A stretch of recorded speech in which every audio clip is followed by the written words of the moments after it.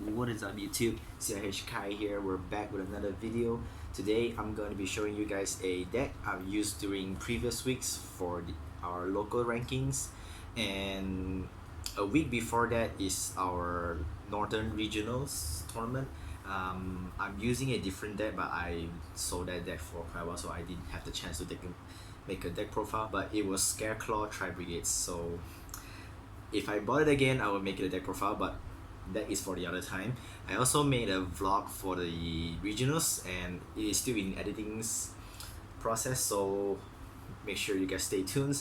So without further ado, I wanted to say thank you for a friend who borrowed me some stuff for making this deck. Is the Floowandereeze, and most people think that this deck is mostly dead because the fuse spell is limited to 1, and also there are a lot of like tier elements etc that not good for the format to use these decks. But I wanted to test it because I feel that the deck is still like very stable, very consistent in my opinion, so I decided to use it and I got 3rd place. I went X1, lost to Sword Soul due to my mistakes. I should have bounced 3 using the Monarch, but I bounced 2 instead because of wanted to save for resources, but it is what it is. So without further ado, let's go into the profile and let's share this. Okay, so first of all is 2 ostrich, 1 toucans, and I want to state out that these are correct. Some people are playing 1 and 1, but I think that is not that good in my opinion, because you want to see more monsters, more Floowandereeze monsters in order to continue your combos, your endurance. You want to keep like dragging to the late game if you have more monster for Robina to search. And also these 2s are the only one in the deck that doesn't lost to Ash because as I tested with my friends and teammates, I realized that at first if you summon something that can be ashed, you literally just stop right there, right? Like you're gonna pass your turn regardless. If you get ash, nothing's gonna help you anyways. If you summon this, they couldn't get ash, and then you summon like Eglin or Robina, you get ash, it doesn't really matters, because if you play the trap, if you play like any quick spells and you have a big birds on your hand, during your opponent's turn you can activate the trap, summon another one, and you still get to continue with the tribute summons regardless of this. And of course the best one would be 3 Robinas and 3 Eglin. These 2 are the best ones. You want to see them in the entire times you play this. It's not the best to draw, but you want to see it. It is the best to extend, since you're playing like multiples level 1s. You want to make sure your level 7 or above doesn't like get stopped or out from the deck. That's why I choose to max out the birds. And of course the 1 Windbearer statues, some people wanted it to ban, but I don't think it's ban worthy. I don't think it's ban worthy. And for the big bird is 1 Empen and 2 Ryza. No Apex Avians, because in my opinion Apex Avian is bad going 2nd, because if you summon the Mist Valley, you like starting the chain of your banish zone to add back to your hand, and Avian just does nothing. It just stand there, and if your opponent doesn't activate any monster effects, it just stand there. It doesn't bait on anything. But for these 2, if you summon this, it's basically a Dark Ruler no more against certain decks like Splites or even like Sky Strikers or Sword Souls. They summon their monsters in attack position. You should summon this. They can't activate their monster effects in attack positions anymore, especially against Splite. They have to make decisions using the Elf or the IP Masquerade. Now you force them to use it, and then if they in response to IP Masquerade to make Avermax or anything, you just summon this in this, you bounce the Avermax since the second effect does not target. Or you can I guess something on the main that I'll show you guys why I play this ratio instead of 2 Windbearer statue like some people suggested me, but I don't. And for the hand traps, the triple maxis and 2 shifters. This card went to 2, but it doesn't affect much. You still want to use it. No Ash Blossom, because in my opinion, in this format, Ash Blossom just not the best. It's a basic staple hand traps, but it's just not the best against decks like Sword Souls. You hard to Ash it except for Ecclesia. Against Shadows, they can just play through it. Like if you Ash their Ally Stars or Shadow Fusion, they can always just extend. If you Ash the tier elements, they have a lot of ways to summon their monsters to mill from the deck. So that's why I don't play Ash. Well, this is the better impact. And also against decks like maybe there's still sprites in the formats, Ash doesn't affect that much, so I prefer using this. That's all for the monsters. And for the spells, I create a couple of pots like triple duality and the 2 and the 1. I play this ratio because this is not the best to draw, because if you opening multiple of these, you can't activate that much even the following turns. So I only play 1, max out this, because this doesn't like cloud with these 2s. While of course these 2 are not the best match, but you wanted it because most people think like, okay, you playing Extravagance, you must be like a maybe Eldritch or even Floowandereeze. But this, if they Ash this, you still can activate this, you still can dig for more. And of course, if you open either of these and they open this, you still get to dig for more. Not to mention that you can use Riser to shuffle this back to the top of your decks, and then next time you draw this, you open to dig for more. So that's why I decided to play 6, because I want to see multiple choices of pots instead of just one. If you open your hand, you see the 2 pieces of this, you're just gonna lost a hand, which is not really good in my opinion, especially control decks like Floowandereeze. Yes, it's a control deck, but you want it to fast pace. You don't want to drag that long, because your every normal summon counts. And for the best going second card would be Dark Ruler No More. I choose to play this because this deck loses to literally any interruptions. And if you open this, yes, it doesn't clear the board. You make an M-Pen, crash into anything, and then you can halve their attack points. Basically, you can kill anything, and then you leave the other one with the less maybe not that threatening parts. You can still go on, since if you like M-Pen, search for the trap, and then do your opponent's turn, you can rise it. So, and also if you have M-Pen already, if their monster is still in attack positions, they can't activate effects to interrupt you anymore, like Baroness or anything. You still get to extend even during opponent's turns. And of course, the best spell of the deck. There's no reason for you not to play this. This is just too good. And also, this is best against like Valor or Impermanence. You just lost your targets. This is the reason why I chose to play the deck. You basically have 4 few spells in the end. You activate this, you plus more, you summon more, search more, you thin your deck, you draw whatever you want easily.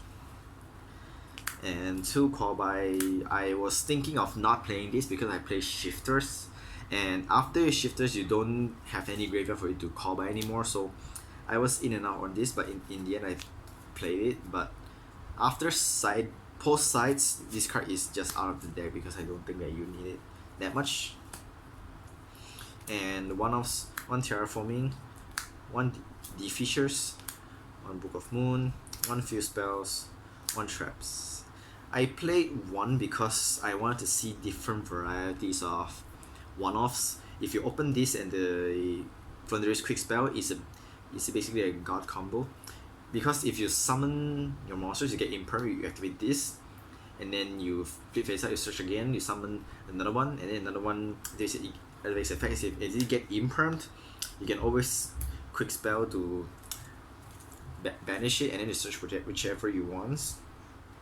And of course, the Quick Spell cannot banish face down Wing Beast monsters, which is kind of sad. Which is also the reason I played only 1. I was playing 2, but I seen it like too much. This card also awesome going second. Like your opponents have a big monsters or anything like on the field like Dragostapelia, you can just activate this and close it, and then you just go go for your stuff. And then Fishers is good going first. Going second is just not the most threatening, that's why I choose to only play one. And then these two is just explanatory why you needed it. And the last card I play is just Tree of Permanence. The best hand traps because it plays around a lot of things. It's not once per turns. Cross out is at 1. It's not that easy to hit it, and very good against the formats like where every deck just wanted to activate the effect from field and then chain blocking this and that. This is the best one to play. That's all for the main decks. Is 40 cards, and then for the extra decks, not the most important in my opinion, but I summoned it a few times. The ones I summoned is Ferrigid and Shurax. The situation is kind of funny. I summoned all of my Floowandereeze turn 1 because I made a mistake. So my opponent Ash me, Imperm me, and Veiler me, but I still somehow summoned 3 or 4. I forgot. I kind of forgot about it. I got called by, but I called by the Ash, and then I still get to summon like 3 or 4. I forgot. And then passes to his turns. He's brick like awfully, and then just summon a monster, whack one of my Floowandereeze, and then my turn step by main phase, and then I use the 2 to link summon for this, and I use this effect to summon 1 from hand, and then make this to banish it, and then I just whack with this. It's not the best to use these 2, but I somehow made it, and it's saved me that game, but did not expect it to happen, and it is what it is. And for the other user would be the Lyrical Sinus and the Zeus. I never made these 2. The time I wanted to make it, but I have better choice. Just left my monster on the field, because if I top deck a Floowandereeze, all my banish cards are floats, so that's why I played it. And then these are the Ultimate Slayer targets. I play these for the Ultimate Slayer. This is, of course, you can play Omega if you want, but there's nothing for you to Omega in the process. I choose this because if my summons or I activate any field spells or whatever I activate or summons, I can negate it, I destroy it, I can use this, but I never use it. I just use this in the process, and this is just really good. And the others will be the cherry targets. These are just basic cherry targets for the formats, and this is just awful. This should be the construct, but I thought about it because your opponent might just empty field opening Shadow Fusions, and you can't cherish the construct, so I chose to this because hitting Alysters force them to make something else, or just force them to make Kaligas is less threatening than making Makaba. That's why I chose Makabas. And for the side decks, the Ultimate Slayers, I only played 2 because I don't want to see multiple of it, and also because nowadays board is not end up with that many of extra deck monsters or anywhere on the field. Like for tier elements, they will end up like Dragostopelia and the new boss monsters. You can activate this, hit the tier elements, and then use the enters to pop the Dragostopelia. Is if like you clearing 2 cards against Sword Soul, so you activate this, and then you send the Chixiao, and then you have the Pegasus on the graveyard. If you summon or activate anything, it gets negated or get destroyed in the process. You can use the Pegasus to bound the Baroness, and against Splites, you activate this, target the elf, bounce the elf, and then you have this to send whichever you need. He needs to make a response. If we IP into something else, you can just send whatever the IP makes.